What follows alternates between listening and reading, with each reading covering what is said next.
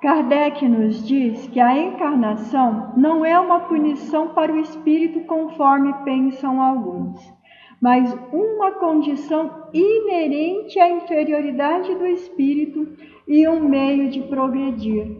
É normal nós encontrarmos companheiros nossos que diz que a encarnação não pode ser possível porque a vida é criada uma única vez e que a doutrina espírita erra ou peca com relação a isso. E às vezes, aonde a pessoa diz isso, não dá tempo de corrigir, não dá tempo de esclarecer de que sim, a vida é criada uma única vez, uma única oportunidade.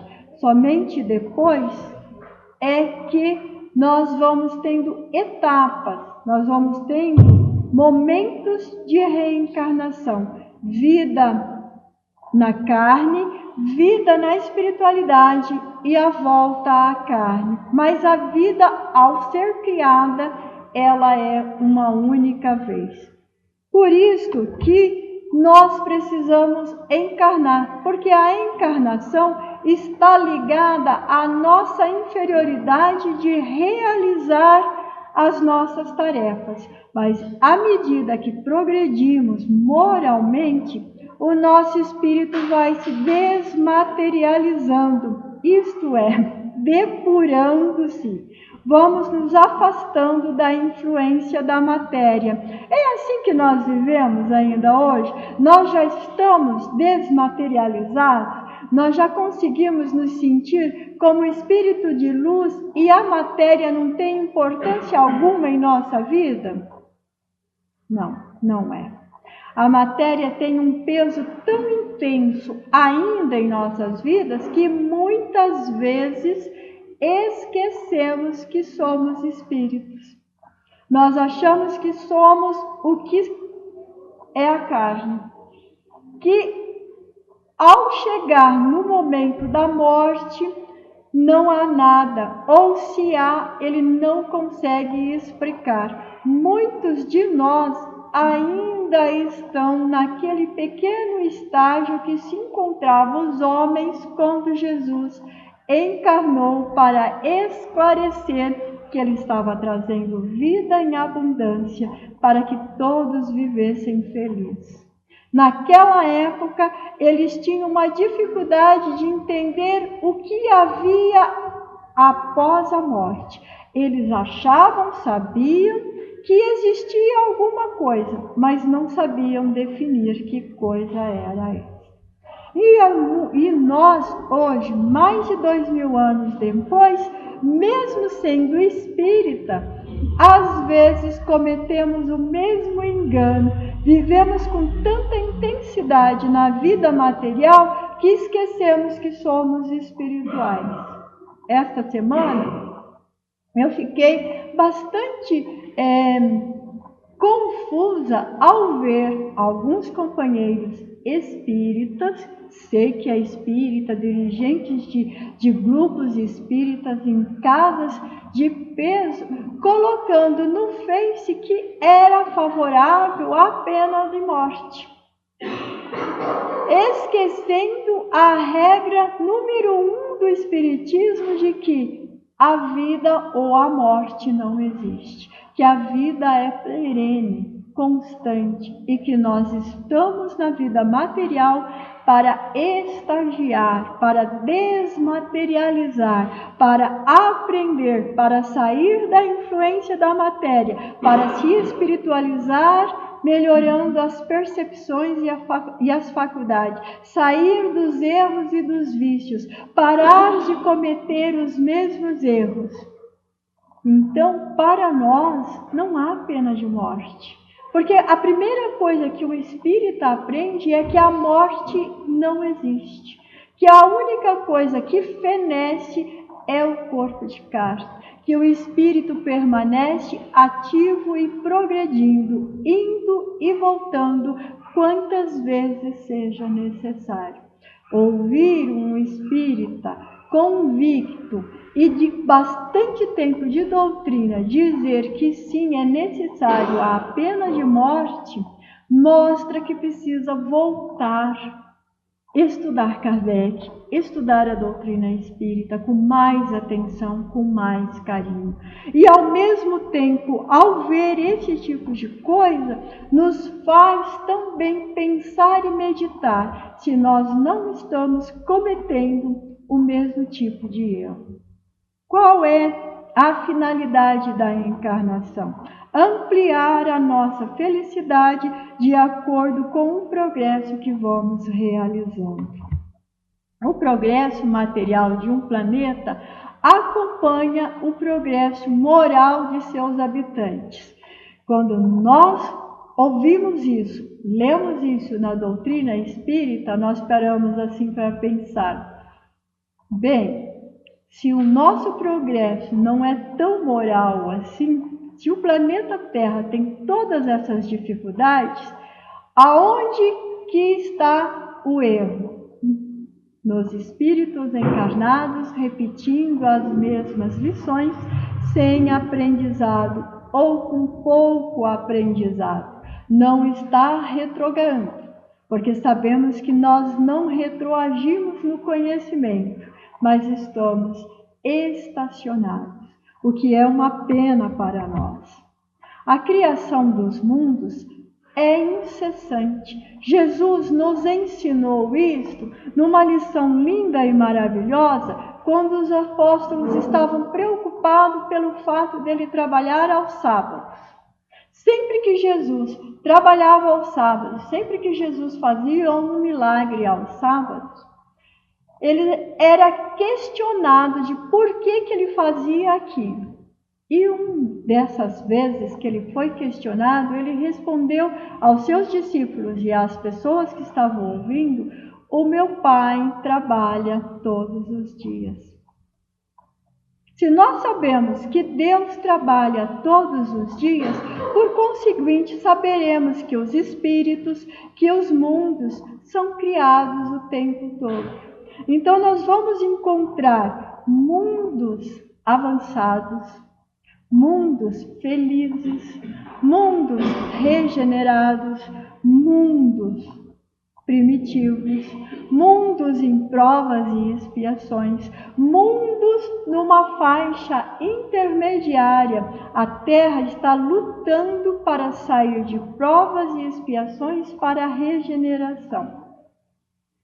Às vezes, quando nós falamos da regeneração da Terra, nós temos o anseio e o desejo imenso de que seja amanhã. Mas nós sabemos que isto não é verdade, vendo a qualidade dos espíritos encarnados. Então, o que nós estamos fazendo do nosso livre-arbítrio, o que nós estamos fazendo de nossas ações, é que determinam o estado moral e o estado progressivo do mundo em que ele habita. E lógico que nós desejamos que a Terra fique melhor. Mas não basta somente desejar, porque senão fica igual quando nós estamos vendo um programa muito bom e o estômago está roncando: estou desejando o jantar. Estou desejando o jantar, mas não, se você desejar o jantar, ele não vai se autorrealizar na cozinha. Nós temos que parar o que estamos fazendo e realizar esse jantar. O progresso moral é a mesma coisa. O adiantamento de uma terra, da Terra, é a mesma coisa. Precisamos, além de desejar, entrar em ação. As casas espíritas se esforçam em entrar em ação, ensinando pouco a pouco, através de preleções, de palestras, de estudos, de cursos, o bem-estar moral de cada um que procura a casa espírita, principalmente os seus integrantes. Porque às vezes nós queremos levar uma infinidade de moral aos que estão distantes. Tem que começar por nós. A nossa moral é que vai dar sustentação tanto quanto aqueles que chegam. O planeta, a Terra que habitamos, é um dos menos adiantados. e está povoada por espíritos relativamente inferiores. Quando Kardec fez isso há 200 anos atrás, nós conseguimos um grande progresso, certo? Errado. Continuamos ainda a ver esse estado de inferioridade. Como é que nós vemos isso? Basta nós circularmos nas ruas. Nós vamos encontrar irmãos nossos em situações muito difíceis de viver. São algumas coisas que eu vou descrever daqui a pouco. E aí nós vamos entender por que estamos relativamente atrasados. O princípio da reencarnação é uma consequência necessária à lei de progresso. Sem a reencarnação, como explicaria a diferença que existe entre o presente estado social que estamos vivendo e os tempos das bárbaras? Nós não mudamos muito. Quando nós lemos história, quando nós vemos um filme que retrata a história, a Revolução Francesa, ou as Cruzadas, ou qualquer outro estágio de Roma, ou antes de Roma, nós vemos que nós ainda não mudamos muito. Nós continuamos tendo estados de barbáries completas, estados de violências completas, estados de situações aonde nós falamos assim, eu tenho medo de encarnar. Outro dia eu encontrei com um confrade que ele disse assim, daqui mais alguns anos, acredito que eu tenho só mais uns 5 ou 6 anos de vida, ele já passou dos 80, e ele disse assim, eu tenho medo, Sônia, de encarnar de novo. Por que você tem medo? Porque me dói muito perceber que vamos ser neto ou bisneto dessa geração que está aí. E elas não estão lá muito boas. Eu falei, mas essa geração se perdendo, essa juventude perdida, como nós dissemos, a grande responsabilidade é nossa, portanto, teremos que voltar para corrigir. Ele falou, isso está me doendo muito, vou ver se eu consigo ficar mais um pouco aqui. Então, nós sabemos que realmente nos dói muito desencarnar e pensar que ao encarnar vamos ser netos ou bisnetos de uma geração que é bastante diferente da nossa. Nós fomos criados para responsabilidade, às vezes até com a excessividade da responsabilidade. A geração de hoje estão sendo criadas como se ela não fosse responsável pelo seu futuro. E nós sabemos que cada um de nós somos responsáveis pelo nosso futuro. Nós temos a consciência de que aquilo mesmo que plantamos, aquilo mesmo colheremos. E não dá para colher na horta do outro, mesmo que nós desejamos. Então nós vamos colher sim todos os espinhos que colocamos. Mas às vezes nós achamos, ao falar de reencarnação, que isso é uma ideia só da doutrina espírita. E isso não é verdade. O hinduísmo já pregava esse conceito 5.000 anos antes de Cristo. Heródoto, o historiador em grego, menciona essa doutrina como sendo de origem egípcia. E na concepção dos egípcios, a reencarnação se dava instantaneamente após a morte, passando a alma para uma criatura que estava nascendo, que poderia ser da terra, da água ou do ar, percorrendo todas as criaturas um ciclo de 3.000 anos. Hoje nós sabemos que precisamos mais do que isso, porque com 3.000 anos de ciclo, indo e vindo, nós ainda não aprendemos o suficiente. E quando a doutrina nos diz que somos espíritos velhos, repetindo lições, e quando nós temos esta sensação profunda em nós de que somos um espírito velho, mostra o quanto que nós já percorremos. A doutrina espírita nos esclarece que nós não vamos nascer em elementos vegetais ou em animais irracionais, a partir do momento que nós já utilizamos do pensamento, já utilizamos do raciocínio. Ele tira essa parte não esclarecida na época, mas o princípio é o mesmo. Teremos que vir quantas vezes forem necessárias. A reencarnação, portanto, é uma ideia central de diversos sistemas filosóficos e religiosos, segundo a qual uma porção do ser, nós, é capaz de subsistir à morte do corpo. Só isso já basta, né? Pensar assim: nossa, eu existo agora e continuarei a existir em qualquer época, em qualquer tempo, em qualquer existência, sempre aprendendo. Não importa se somos mais altos, mais baixos, mais gordo, amarelo, negro, branco. O importante é progredir. A forma material é o instrumento de aperfeiçoamento. Quem está ganhando, quem está iluminando, quem está crescendo? O espírito. E às vezes, é como o Adolfo disse, anjo não tem costa, porque não tem costa. Às vezes nós nos imaginamos anjo. Como que seríamos nós, espíritos de luz? Como será que nós seríamos? Será que nós teríamos cabelos compridos? Será que nós seríamos altos? Será que nós teríamos asas? Será que... Quando nós paramos para pensar isso, a doutrina nos diz e nos esclarece que o espírito em si não tem a forma material que nós entendemos, que ele é uma centelha. E a centelha para nós é como olhar as chamas.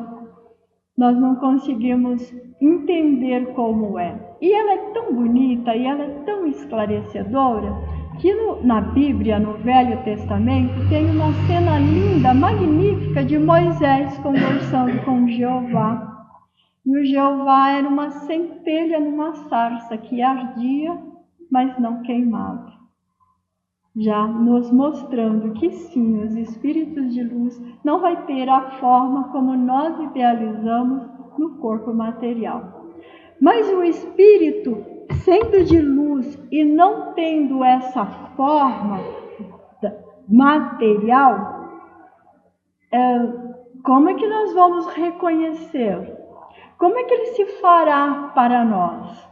Da forma que nós vamos reconhecer. Para isso, nós temos um momento muito lindo de Emmanuel aparecendo para Chico Xavier. Um velhinho, bem velhinho, de barba, numa túnica.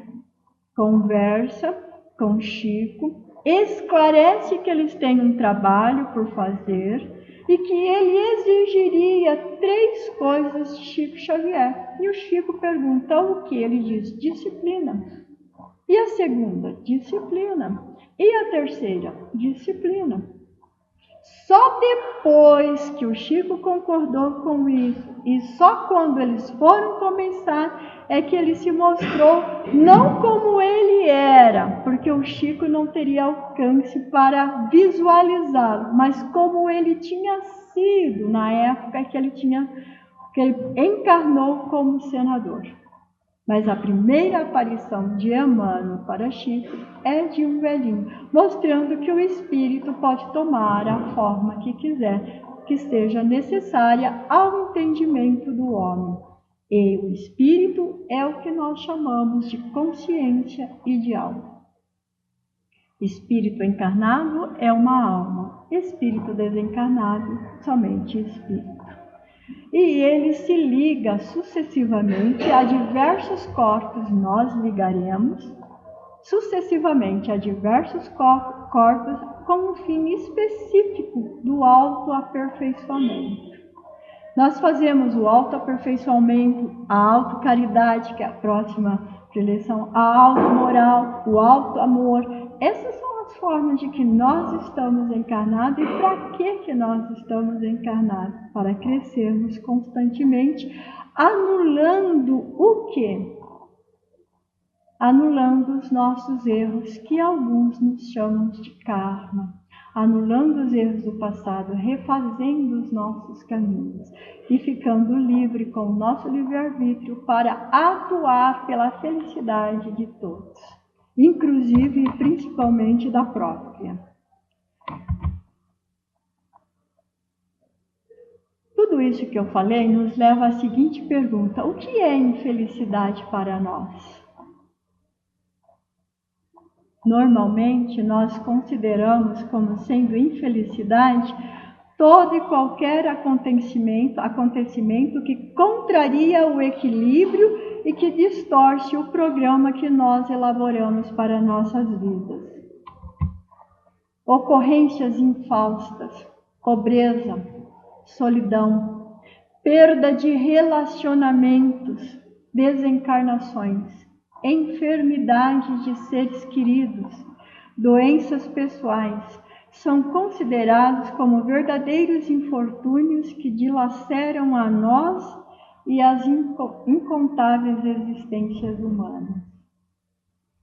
Outras coisas vão muito além disso. Perder o ônibus para uma pessoa, ou chegar atrasado no trabalho, ou não conseguir entrar no cinema, pode ser um ato de desespero e um ato de infelicidade. Não ver o cantor. Não faz muito tempo que um cantor de outro lugar viria no Brasil e as pessoas estavam acampadas há uma semana antes do acontecimento porque elas queriam ver o cantor. Seria uma total infelicidade se não conseguisse aquilo. E para isto, uma semana antes, estava acampado. Essa analogia nos lembra que para encarnarmos, nós fazemos mais ou menos esse tipo de acampamento. Só que nós ficamos correndo atrás de um ser famoso, um ser que será muito famoso para nós, que chama pai e mãe.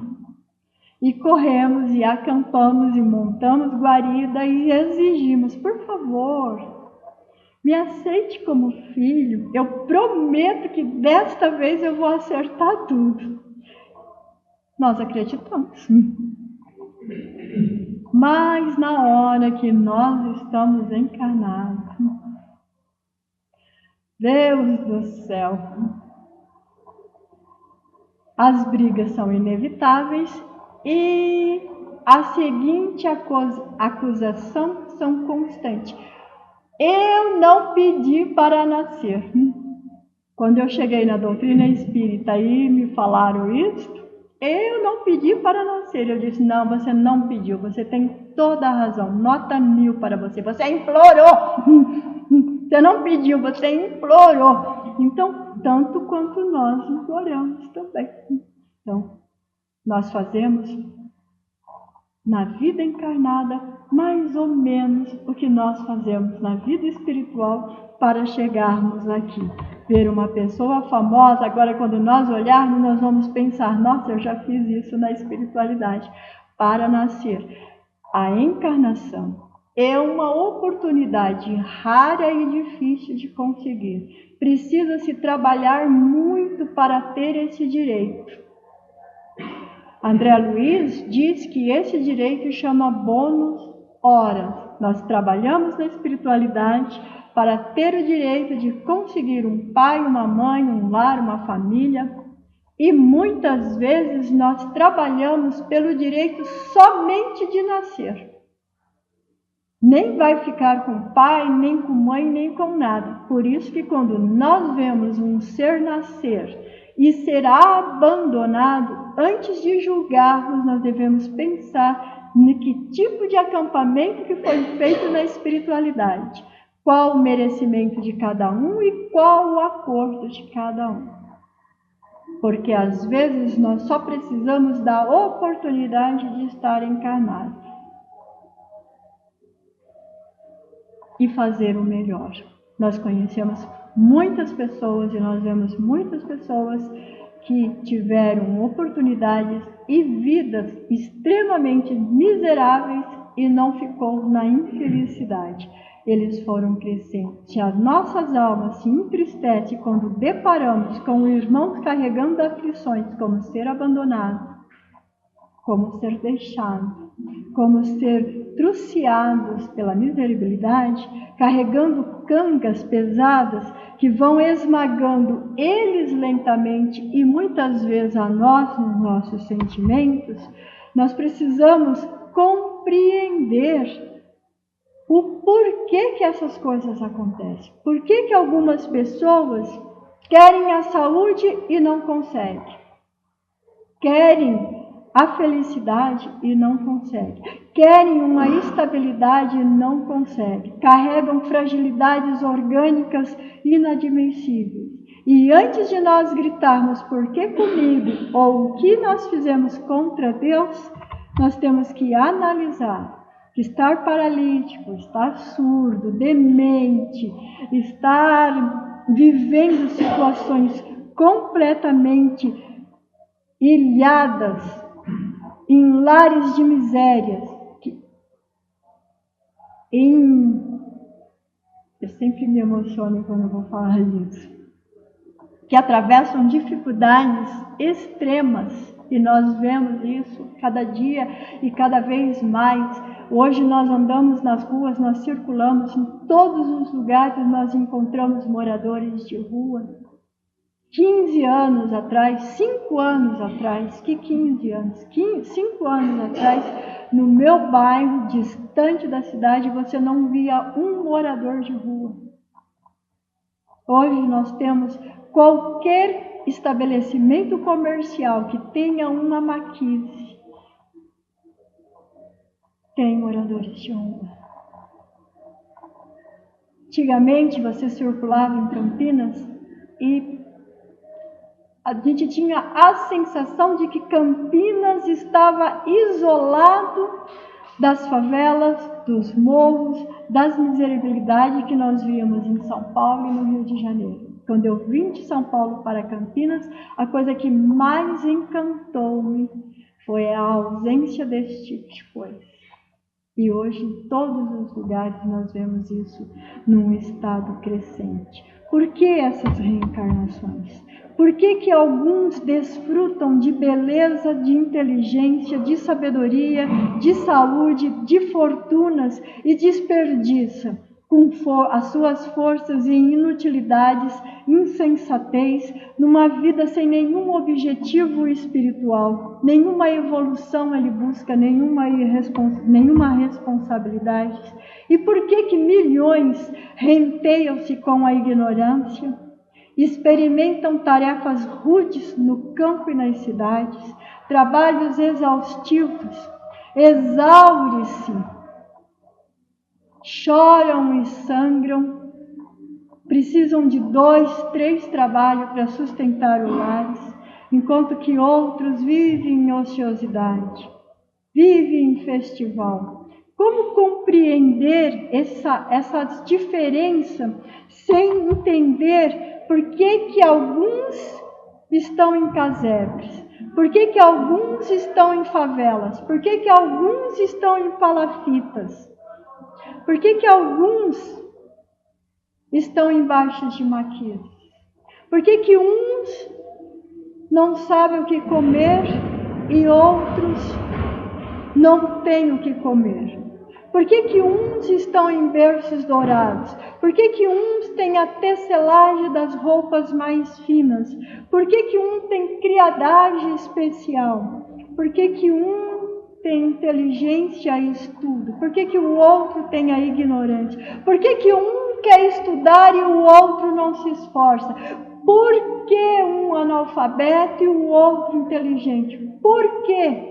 Nós fazemos essas perguntas mesmo tendo a doutrina como base. Por que para uns os benefícios da cultura, da arte, da boa música eleva a alma e outros escolhem algo que fere os nossos tímpanos, fere os nossos sentimentos, fere a nossa sensibilidade? Por que essas diferenças? Por que tem raças especiais? Por que tem povos privilegiados? Por que tem países onde somos verdadeiras clãs? Saindo das cavernas, que não conhece absolutamente nada de tecnologia, que não conhece o conforto da cidade, da modernidade que temos. Povos encarnados que não conhecem o gelo, que não têm ideia do que é eletricidade, que não sabem o que é água na torneira. E eu não estou falando somente da África. Hoje eu estava vendo uma reportagem onde uma criança de 12 anos no Nordeste brasileiro estava com medo da descarga do vaso sanitário que ele nunca tinha visto antes. Ele achou que seria sugado. Por que esse tipo de coisa? Por que uma humanidade abençoada e outras primitivas? Por que tantas diferenças? Nós precisamos compreender esses quadros. Se nós não compreendermos esses quadros, nós não conseguimos sequer entender a doutrina que nós professamos.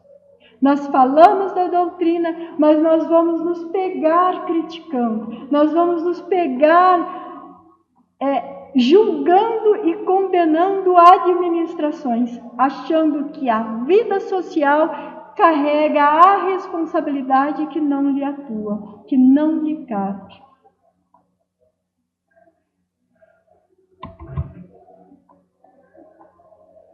Será incrível achar que o Supremo Pai haja criado a todos num momento de elaboração do corpo para uma única vida humana, com tão variadas circunstâncias e contingências?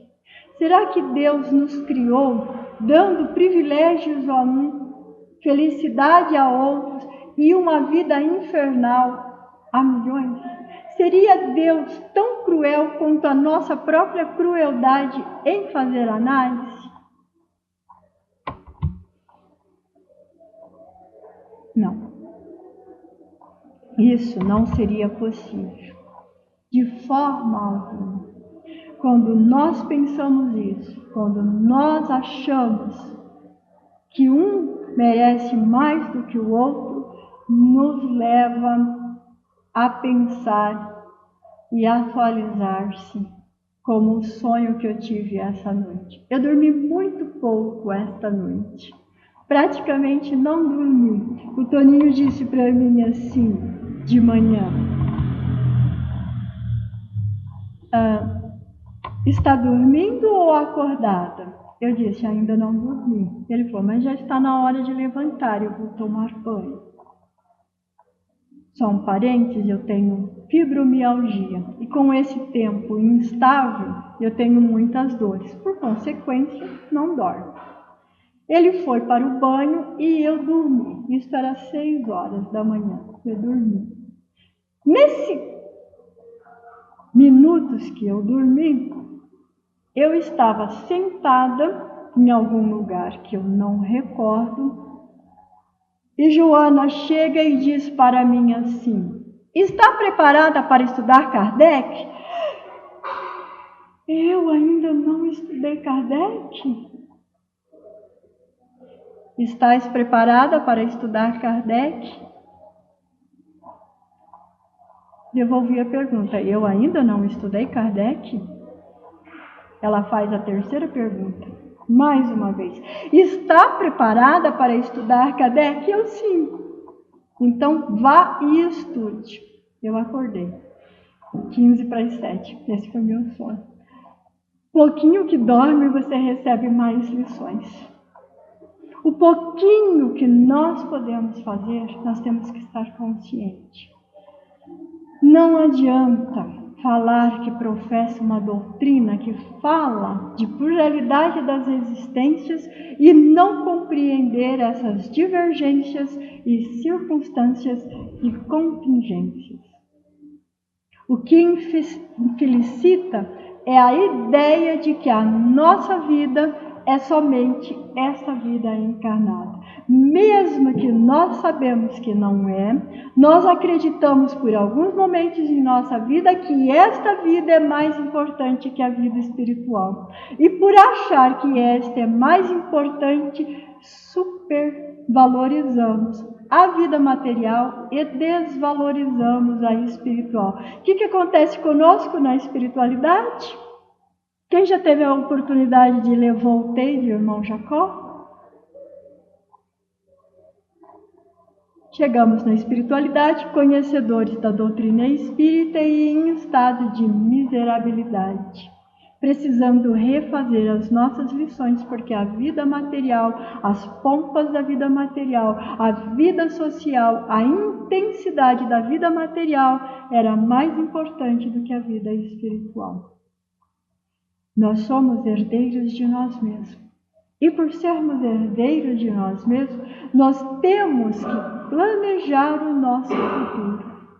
Planejando o nosso futuro para que ao encarnarmos, mesmo que nós sejamos neto ou bisneto de uma geração que nós a chamamos de perdida, nós conseguimos dar continuidade à nossa trilha evolutiva, auxiliando eles a evoluírem também. E num outro futuro, eles também serão os nossos netos e bisnetos, mais uma vez, porque isto é o ciclo da vida, ir e voltar o tempo todo. A vida do homem não é uma porta estreita que só esta vida material, mas ela é uma experiência de berço-túmulo. Nós entramos e saímos no corpo tantas quantas vezes seja necessário.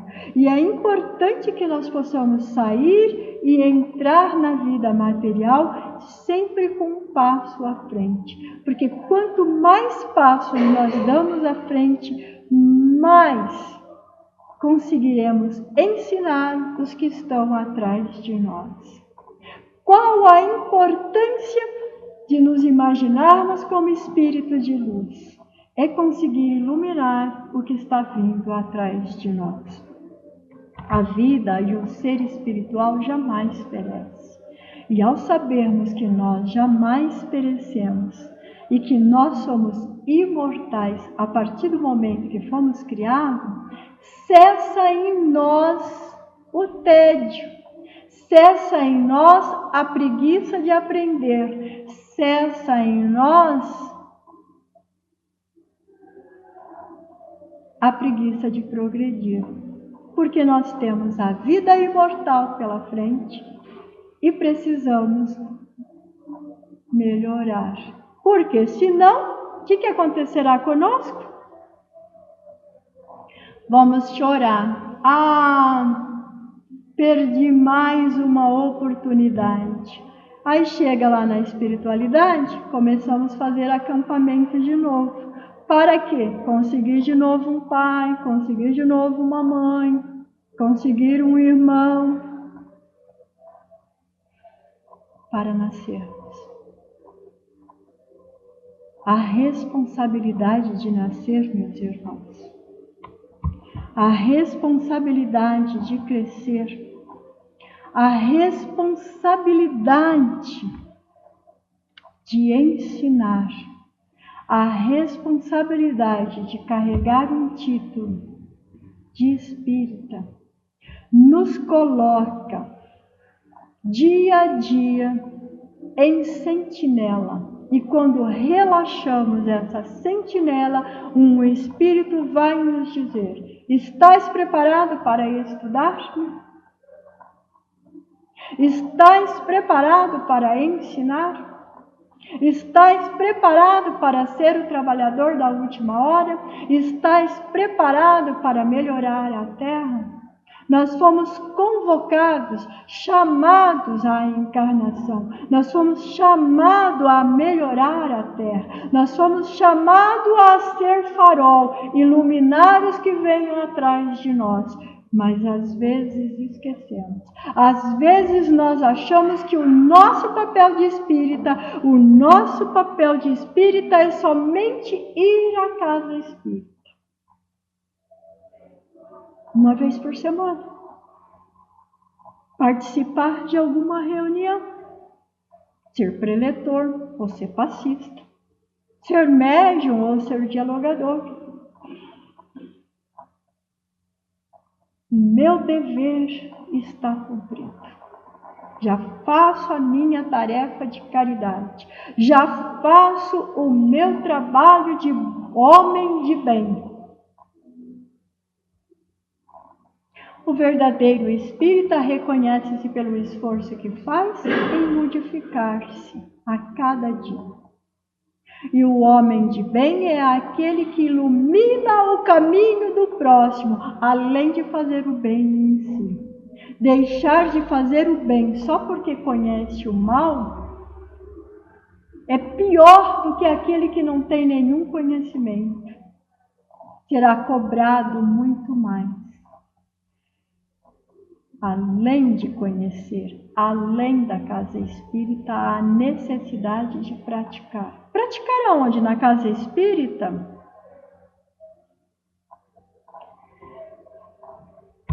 O que Jesus disse para os seus discípulos quando todos passavam e punha a esmola para o templo? O que ele disse quando a viúva colocou? Em verdade vos digo que essa deu mais do que todos os demais, porque ela deu do que lhe faltava.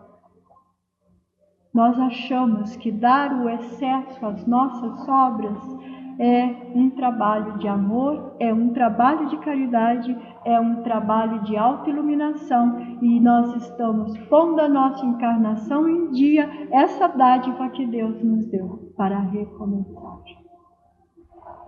Mas não é verdade. Nós temos que trabalhar. A nossa meta é trabalhar em favor de nós mesmos. É desenvolver um livre-arbítrio aonde a nossa vida e a vida do nosso próximo está incluída. É desenvolver um determinismo da felicidade, aonde a minha felicidade é tão importante quanto a felicidade de qualquer irmão. A dor, ela nos dá a opção de melhorar o nosso próprio progresso. Alguns de nós escolhemos a dor para melhorar o próprio progresso. Nós escolhemos com a nossa própria vontade, mas ela não nos permite ser vítimas de nós mesmos e não trabalhar em favor de ninguém só porque tem dor. Um dos grandes exemplos da atualidade que nós temos é Kardec, que trabalhou pela doutrina, que não tinha internet, que não tinha computador, na pena, e os espíritos lhe avisando que o seu cérebro não ia aguentar. Só mais uma informação, só mais um ensinamento, dai-me mais um dia. Dor. Mas esta dor não era só física. Ele carregava a dor moral de ser caluniado, de ser difamado, de mudar de lar constantemente para diminuir as despesas. Porque virava e mexia, o aluguel era mais alto do que os seus recebimentos. E nem por isso a doutrina ficou falha. Às vezes, um irmão nos convida para fazer uma palestra e nós pensamos assim, vou olhar na minha agenda para ver se não combina, não marca com nenhum compromisso social. Nós temos muitos companheiros que fazem isso. E de tanto ver isso, eu fiz uma promessa à espiritualidade. Se tinha vaga, não importa o dia. É importante. É importante, meus irmãos. Não atrasar naquilo que podemos fazer. Não deixar para o futuro. Não deixar para o amanhã.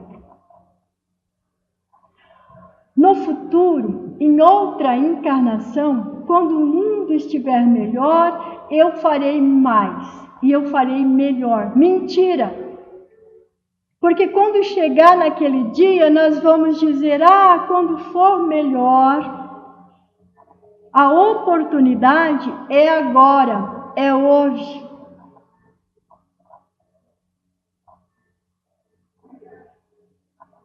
Jesus, o nosso irmão maior, em nenhum dia, em nenhum momento,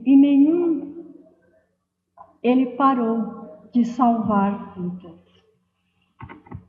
Ele disse a cada um segundo as suas obras.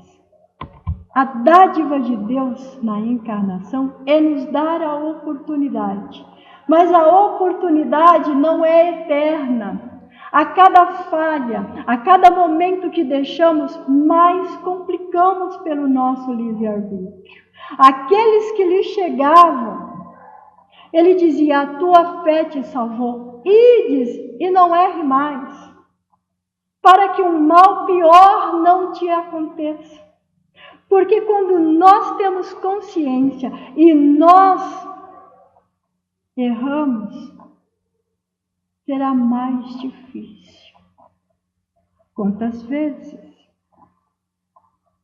nós desejamos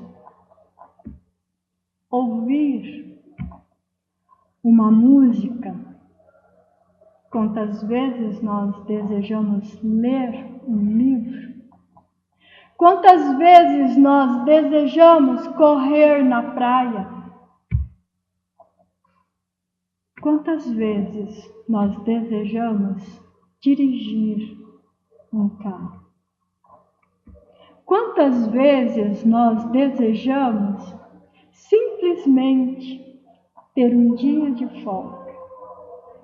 Quantos desejos carregamos e que são anulados porque já carregamos a consequência de nossos erros do passado? Acumularemos, deixando para depois?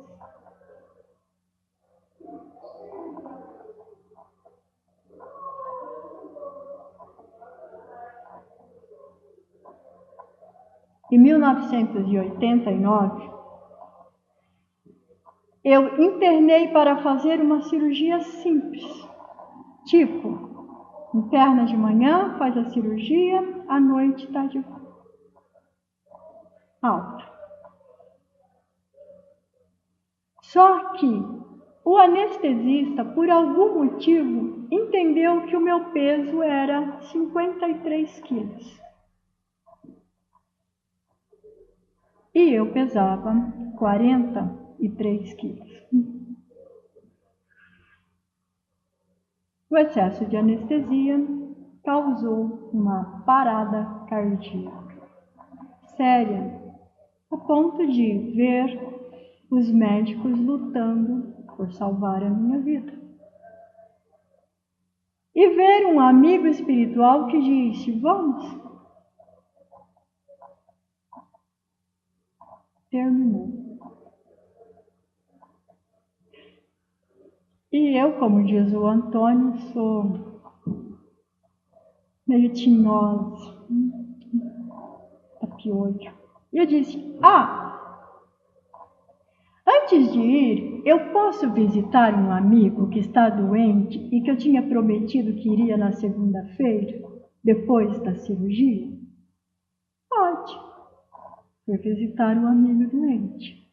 Quando eu entrei com meu amigo espiritual ao lado, ele disse, o encarnado, meu amigo, disse, Sônia, Ele registrou a minha presença. Eu disse, sim, eu estou partindo e vim me despedir. Ele disse, eu acho que não, eu acho que eu estou imaginando coisa. A gente faz isso, né, o médium, né? Acho que eu estou imaginando coisa. Imagina, a Sônia desencarnou. Saí dali e disse, eu gostaria de visitar a minha mãe. Tudo bem, vamos visitar o fulano. Quando eu entrei, minha mãe estava sentada na varanda assim, ela diz assim, nossa, eu acho que eu vou ligar para o Luiz para saber se está tudo bem lá no hospital. Tive uma sensação de que a Sônia passou aqui agora.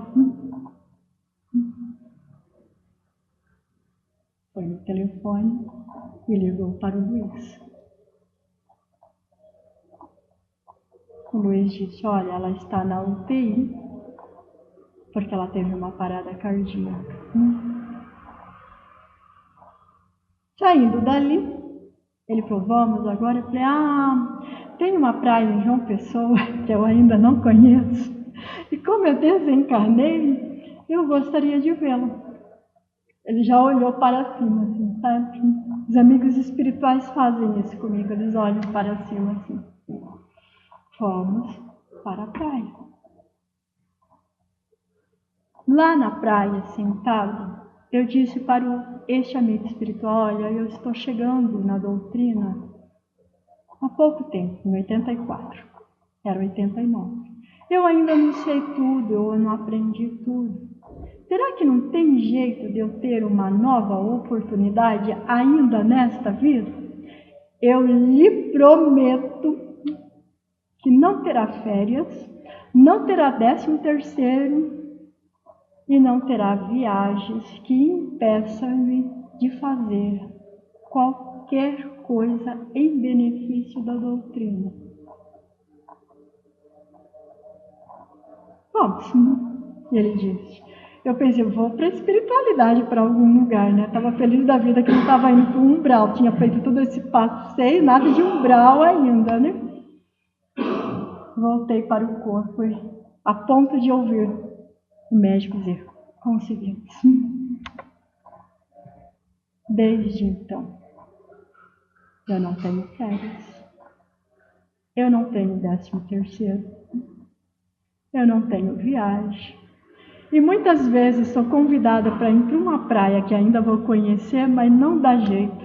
A viagem na praia, o convite sempre coincide com alguma coisa com a doutrina. E a doutrina sempre em primeiro lugar. Parece fácil quando você tem a certeza de que a espiritualidade existe. Não é fácil, é mais difícil.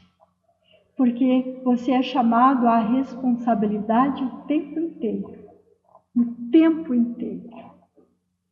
Mas você tem a consciência de tamanha dádiva de Deus. Você tem a consciência de tamanho presente. Você tem a consciência de tamanha oportunidade. Você tem a consciência de que perdoar é mais fácil. Você tem a consciência de que fazer com brandura é melhor. Você tem a consciência de que a vida é perene e que aqueles que você conhece, você vai cruzar mais cedo ou mais tarde. Não é melhor cruzar somente com amigos? Não é melhor cruzar somente com aqueles que você fez ou recebeu o bem?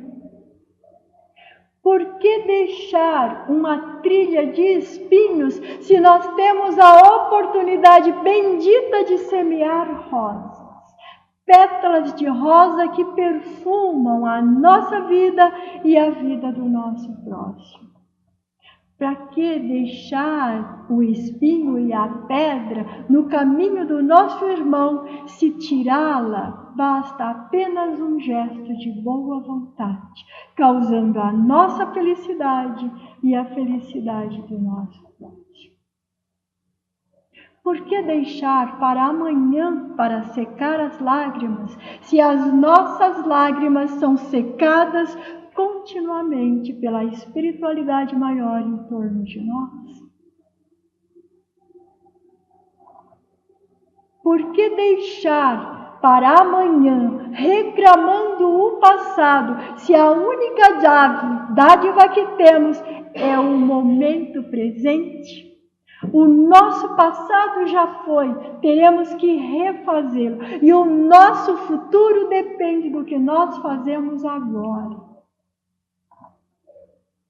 Por que deixar para amanhã a oportunidade de dizer: eu te perdoo, eu te amo, vamos recomeçar, eu te ajudarei?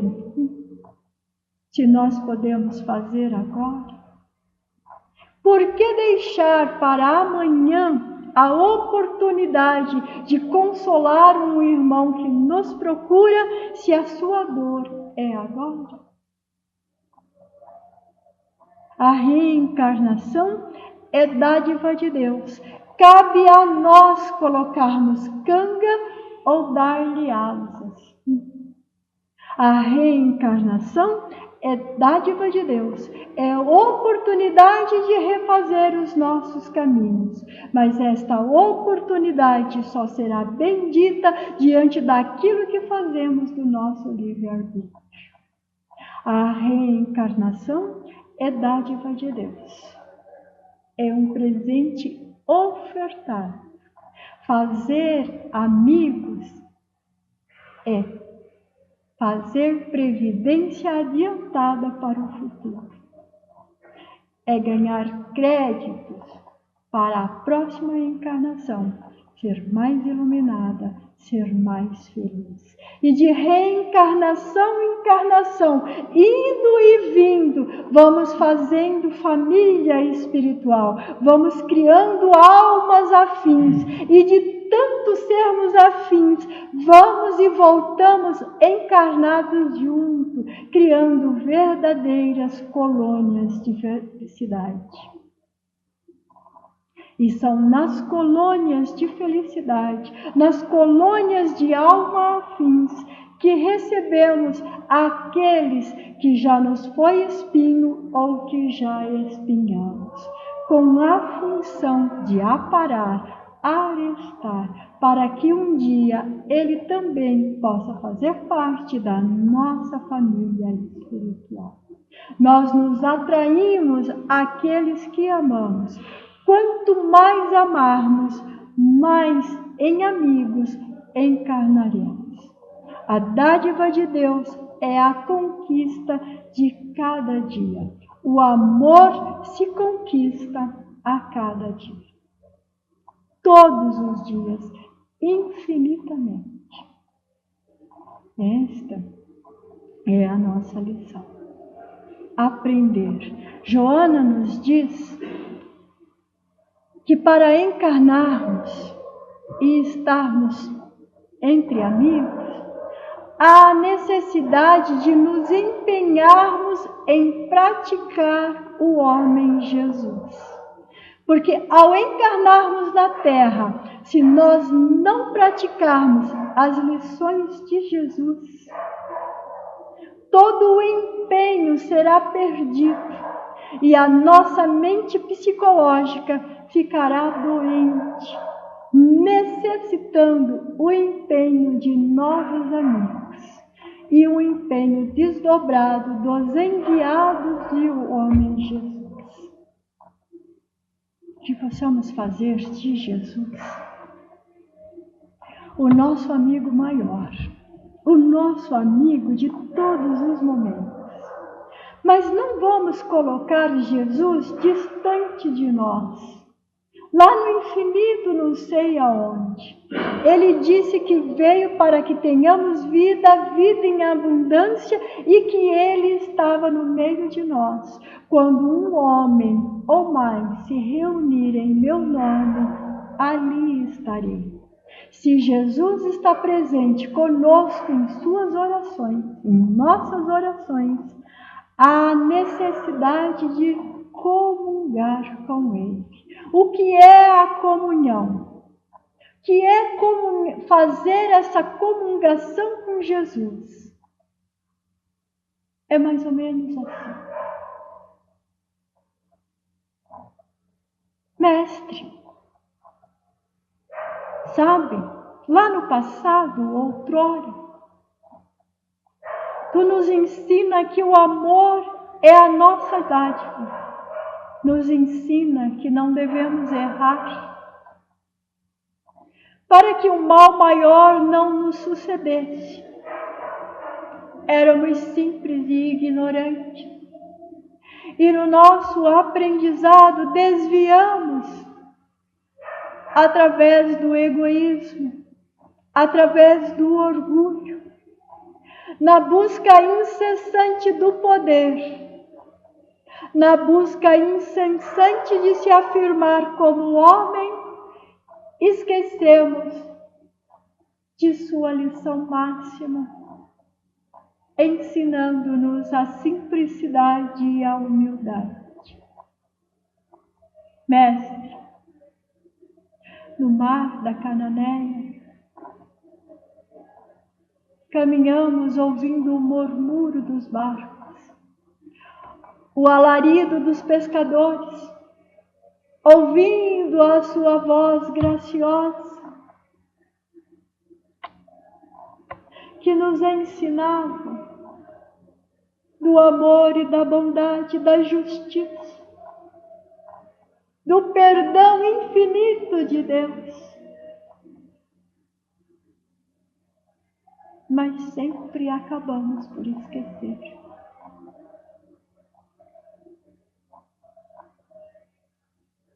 No grande dia do Pessah em Jerusalém,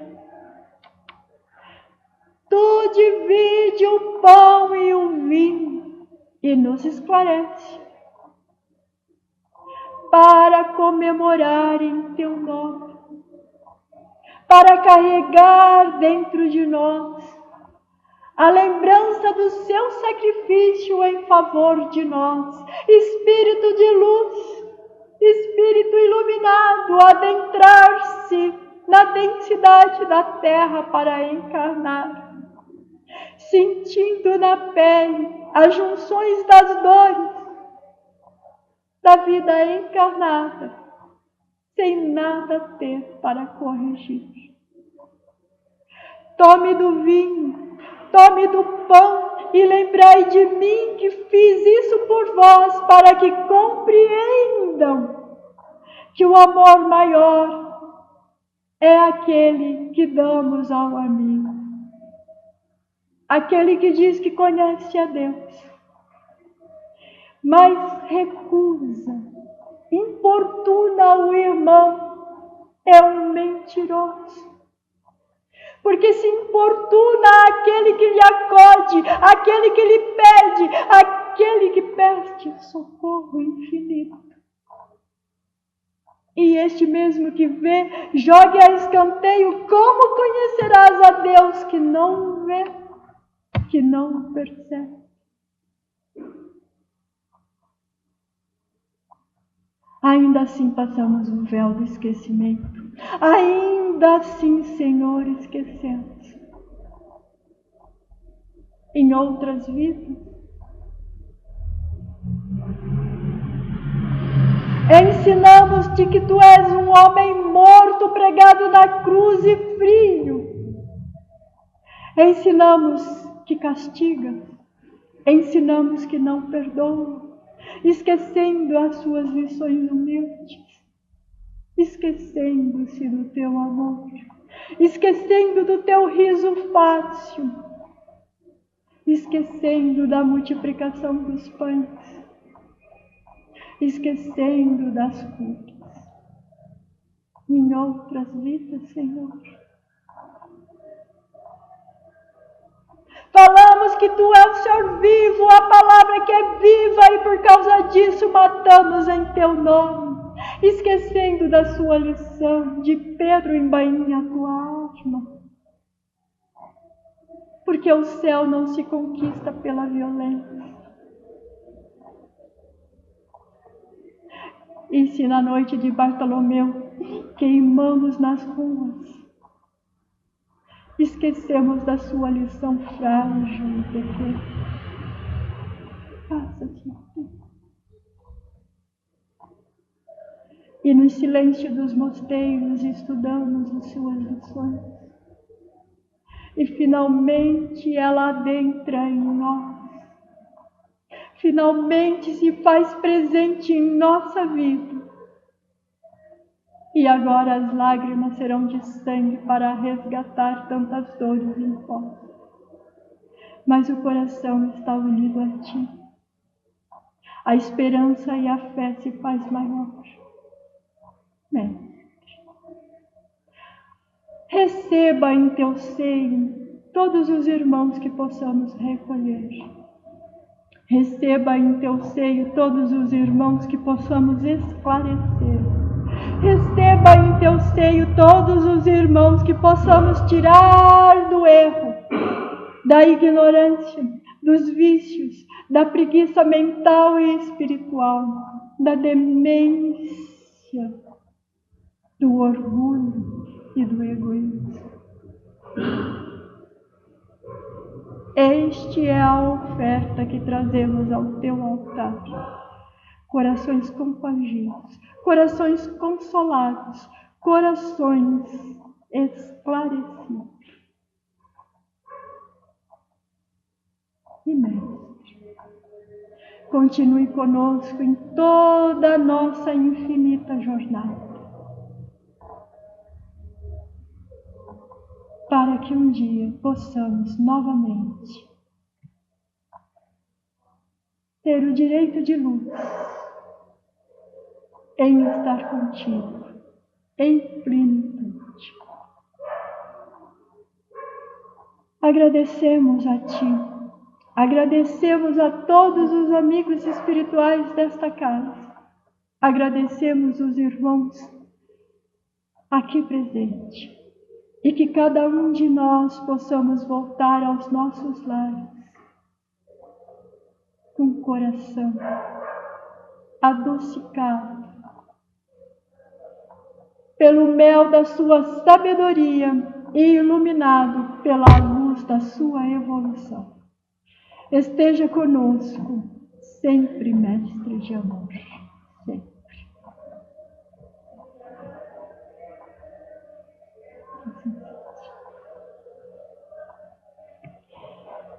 Voltando à Terra.